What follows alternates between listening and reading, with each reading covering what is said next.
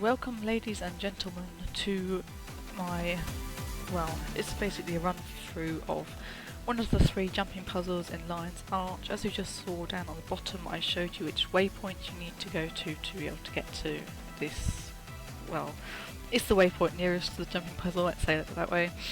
This is going to be about Weyandt's Revenge. For many of you probably know it better as, well, it's the pirate jumping puzzle.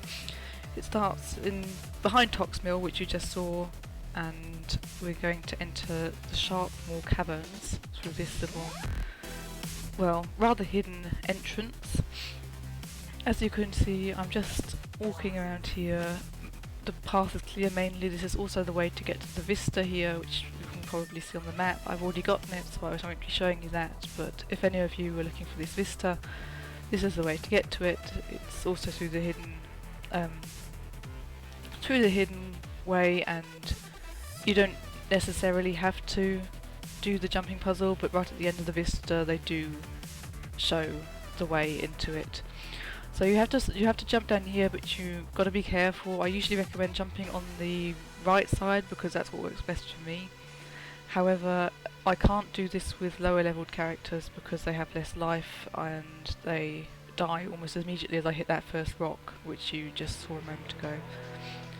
This is the start of the jumping puzzle. You just walk in here and you should see a light very soon when you start walking into the maze, which is just here where it's glowing. I'm not going to activate the light. He actually takes the wrong turn at first. There it is.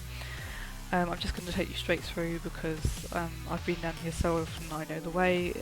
I think if you've done it several times, you don't need to ask the light anymore.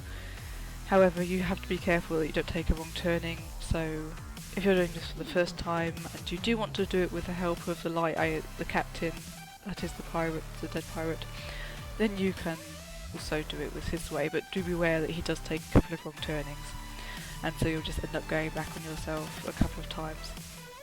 Right, now that we've exited the maze, you might be a bit confused and try to go up on the right side. You just saw, but it's kind of like an edge where you end up on this cliff. You just walk across the water, there's no worries, you're not going to get washed down or anything, and you can clamber up just over here. Next we have this like step-like formation, and basically, as I just said with what I called it, step-like formation, you just climb up. This next bit is pretty simple. Don't be worried if you get knocked down a couple of times. You've got these spikes coming out the wall, left, right, and centre. So just walk in the middle, and it happens. You get knocked down as I just did, and you can just continue on afterwards as long as you don't get too often. As long as you don't get knocked down too often and die, because that wouldn't be too good. But all in all, if you keep to the middle, it should be okay. You have spikes coming out of this next bit. It's not always successful to get through there. I tried dodging through, but I didn't manage. As I said before, though, it doesn't really matter if you get knocked down a couple of times. Be careful when you go across this next bit. I often wait here as well. You have spikes coming out of the wall. You can either go through because it doesn't really matter, you're not going to die, or you can wait for them to disappear as I did, and then I ran through. After this next part, there's a bit of a trick jump. You just have to jump off. People who haven't done jumping puzzles much, I guess they're not used to doing this. You could think it's a different way, but no, you do have to just jump down. Be careful here that you don't fall down the chasm, you just have to jump across that. This next bit is often perceived as a bit tricky by people who haven't done this jumping puzzle before. I probably can't help you with this. I can only give you the warning to only move when the light is on, and to be careful when you jump, because the light does sometimes come on for just a mere millisecond, and you may think that you're ready to jump, but you're not. As you can see, it's dark at the moment, the lights come on, sometimes for longer periods of time, like they did right now. I was lucky in that retrospect.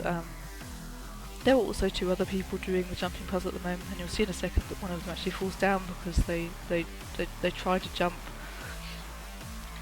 without the lights. They're just using the torch that can be found on the floor. Further back, if you do fall down, I wouldn't recommend doing that though. Just wait until the lights come on.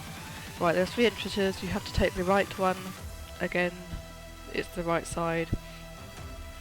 Here I'm not completely sure. Did this puzzle recently with an Azura, and they didn't have the trouble, but when you're exiting that little part I usually have to jump to the right with my Norn because otherwise I won't be able to get through, I just get stuck.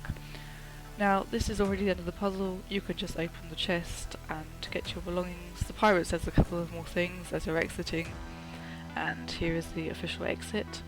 Up here, before you completely exit this part of the caves, there is a Karma merchant. You can speak with him and get stuff for, I think it's level 40, and yes, you can buy some stuff with him if you've got some spare karma. It's just basically pirate weapons and stuff. Thank you for watching.